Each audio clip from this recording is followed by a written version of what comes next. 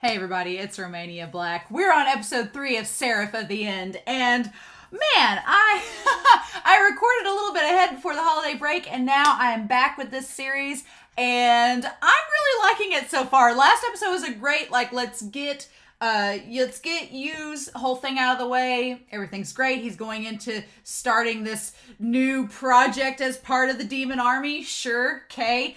We haven't heard anything about from Michaela yet, which again, I think Michaela's totally going to be a vampire. Just calling it now, but we've got to wait at least a while before we find out that, I'm sure. Because I feel like this episode is going to be like, okay, what does the demon army entail? Because that was the whole point of the last episode, was to prove that Yu was worthy to be in the army. So now that he is, how do the ranks work?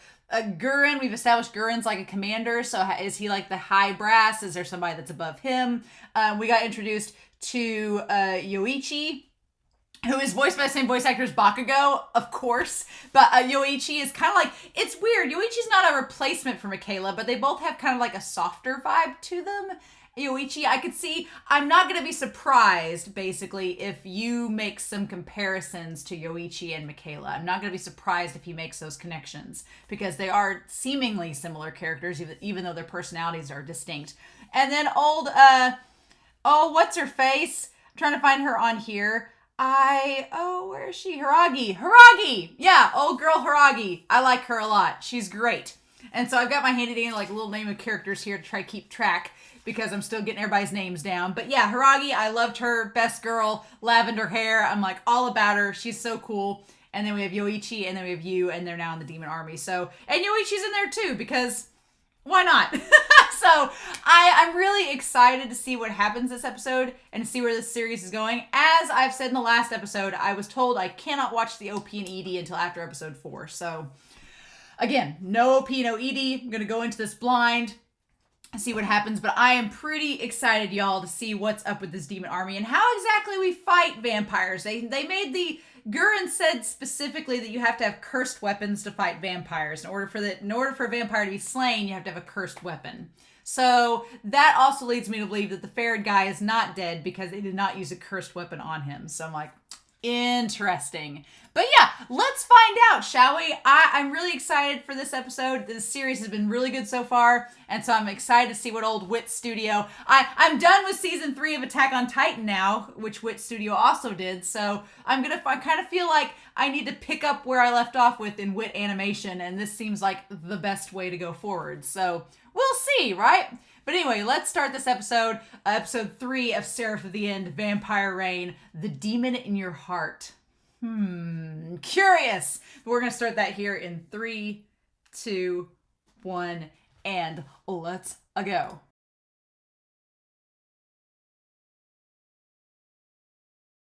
Oh.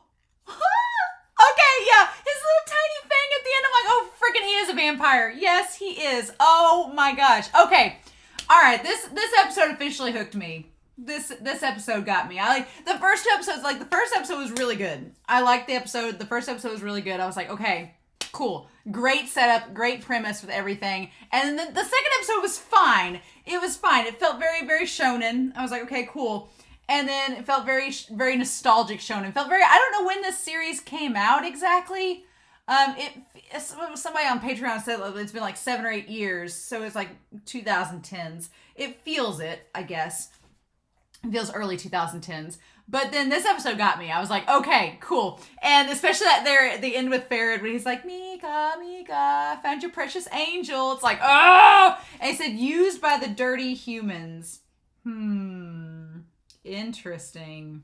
And he's like, I went and found you. And yeah, Mika does not look happy to be with Farad at all. Mika has a freaking badass sword, and he doesn't look happy to be there, which can't imagine why.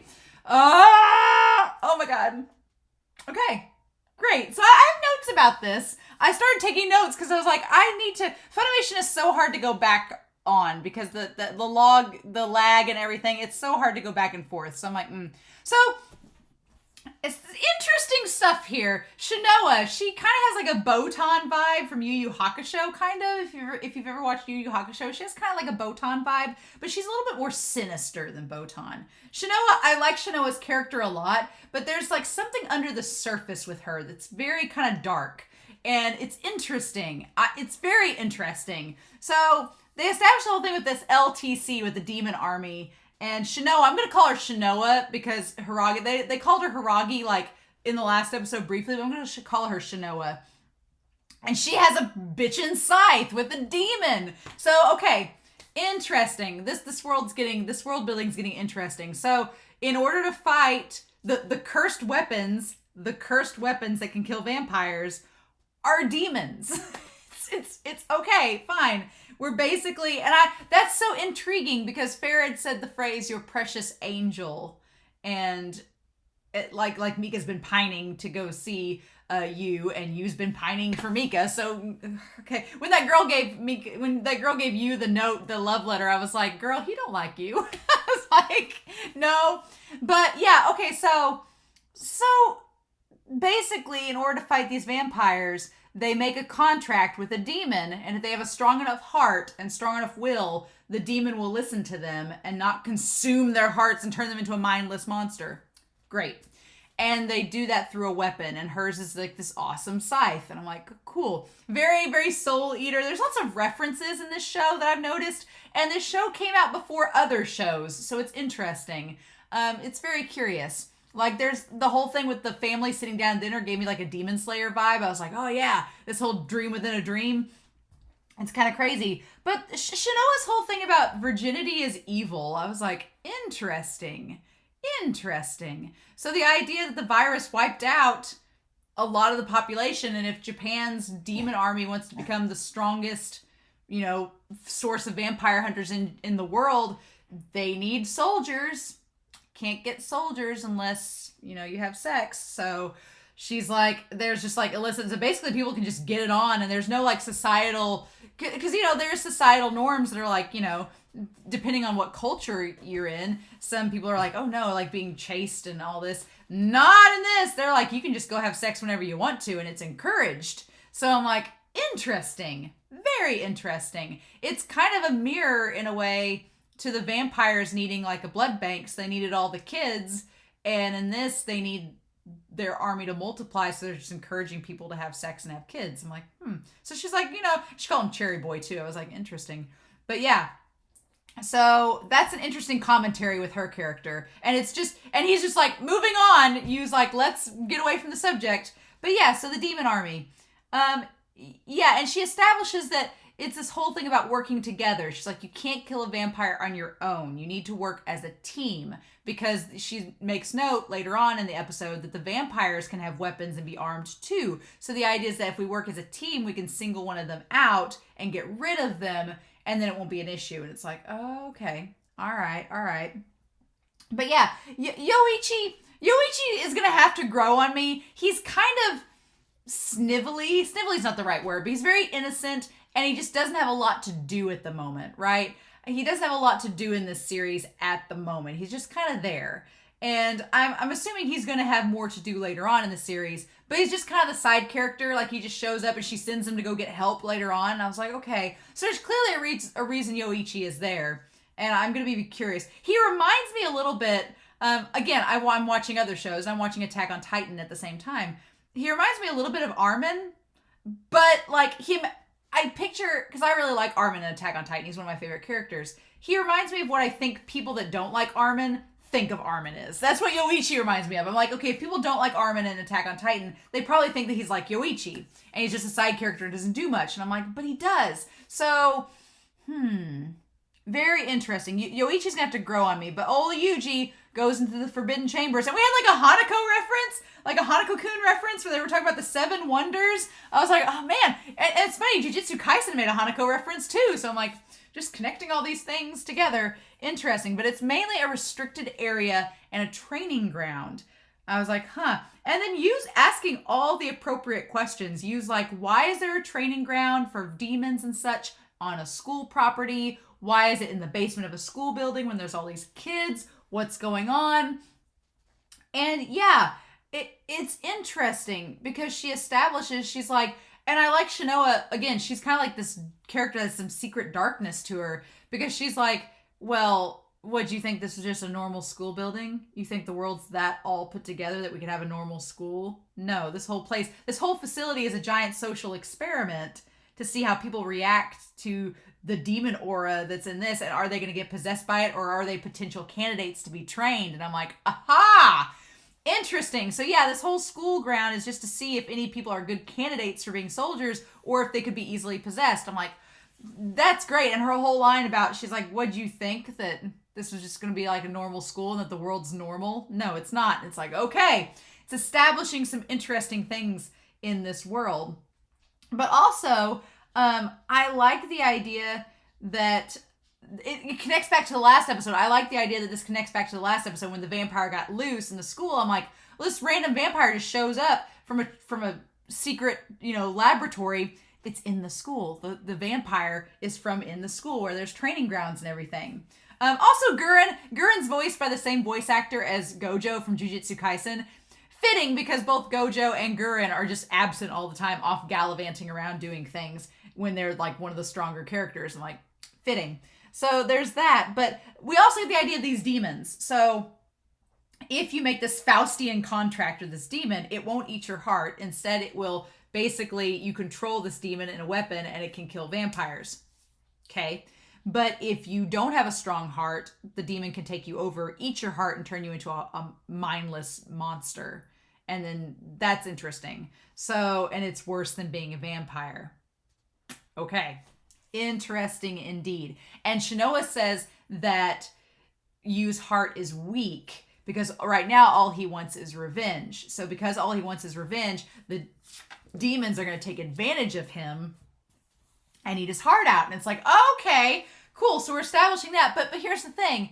Yu does want revenge, but at the end of the day, he's not willing to sacrifice everything for revenge. He still has compassion for his former family, his precious family, as he says in the episode. And so there's this, the animation in this episode is really good. Like, Wit Studio does a really good job. The animation on the demons is kind of like crackly. There's so many references in the show. It reminds me of Promare, where it's like all a different texture than the rest of the show, so it's distinct. But yeah, like the fire coming off of her scythe, and then you get like the dark flames from this demon coming off the axe and everything. It's just really, really neat. The animation was really cool in this. And the dinner scene was very creepy. Very creepy. Like, no, we're all dead, don't you know? And like, and you being Michaela being the closest person to Yu's heart, that's of course what the demon possesses. And he's like, well, you just want revenge for your friend. And Yu's like, it's not just revenge. He's like, I can't get them back. He's like, there's not only revenge and hatred in Yu's heart, but there's love too. He's a teenage kid, so he doesn't show that compassion outwardly. He usually shows his arrogance, like in the last episode. But he does have a lot of love in his heart, especially for Mika. And it's like, okay. And I like that the demon tries to like caress his cheek and like try to like do these like subtle little things that you may want, and you like bats his hand away. He's like, no, that's not the Mika that I know. He's like, the Mika I know is smart and would never want me to get revenge. And it's like, oh, the irony of all ironies though is that Mika is a vampire now, and it's what you're getting revenge on. It's like, I love it. I'm ready for the angst. I'm ready for all the drama. I'm so excited. But yeah, so he loves Mika. It's pretty much canon at this point. I think it's more than subtext. At least that's my opinion. But yeah, and so I also find it interesting that he manages to get the axe away from Yuji. So he saves Yuji. He manages to defeat the demon on his own, which Shinoa seems very surprised that he could do so, proving himself worthy. But he doesn't get to pick the weapon. Gurren gets to pick the weapon. That's interesting to me. That's the interesting thing, is that Gurren gets to pick it. I'm like, okay. Interesting. All right, I'm on board. I'm curious why that's the case, and I'm wondering if we're going to find that out next episode, why that's happened, what the deal is. So I'm very curious, but oh, y'all, this is very interesting. Very interesting indeed. And then, of course, we go back to Farid, and Farid's alive because you have to have a cursed weapon to kill the vampire. Didn't happen. And Michaela's been turned into a vampire. Michaela looking pretty sweet, though, and his eyes, here's the thing, Michaela... The vampire Farid, his eyes are red and they have like elven ears. Michaela doesn't have that. So I'm curious to know the circumstance of what happened. And can vampires be created can humans be turned into vampires? I'm assuming we're gonna, because these other vampires seem almost otherworldly, like they're their own race of being. So I'm curious to know Michaela's circumstance, and maybe we'll find that out next episode. I don't know, but Yu has proven himself to be worthy. He can fight the demons. His heart is strong enough. He can take a weapon now. Okay, seems legit. And now we found out that Michaela is in fact a vampire. So, yay. So after next episode, I can watch the OP and the ED. Good times. Good times. But yeah, this got me on board. I'm all on board now. I was wondering how they were going to fight. Not only how they were going to fight the vampires, but the fact that there's like a demonic presence involved and it can take you over and stuff. I'm intrigued. I'm very intrigued. The fact that the school is actually a giant laboratory, I'm intrigued. The fact that Ferret is phrasing it as the dirty humans are using you and he's trying to like manipulate Mika in some way. I'm curious. I'm very curious. So I'm on board, show. You got me. You got me hooked. I'm interested now. But yeah, I'm very curious. So I hope y'all enjoyed this reaction. I'm pretty giddy. I'm pretty excited now about this series and to see where all we go to from here. The first episodes were good, but this episode, like, it got me. Just nailed me in the feels, and I'm like, okay, I'm set. I'm ready to see what's going to happen next. So we'll see. But I'm curious to know your thoughts down below. Please, no spoilers. I won't watch the OP next episode, but I'll probably watch the ED because the episode will be over. So, and then after that, I can watch the OP. So, in the meantime, I hope y'all have a wonderful week. Please stay safe, take care, and yeah, I'll be back next week with episode 4 of Seraph of the End. Bye.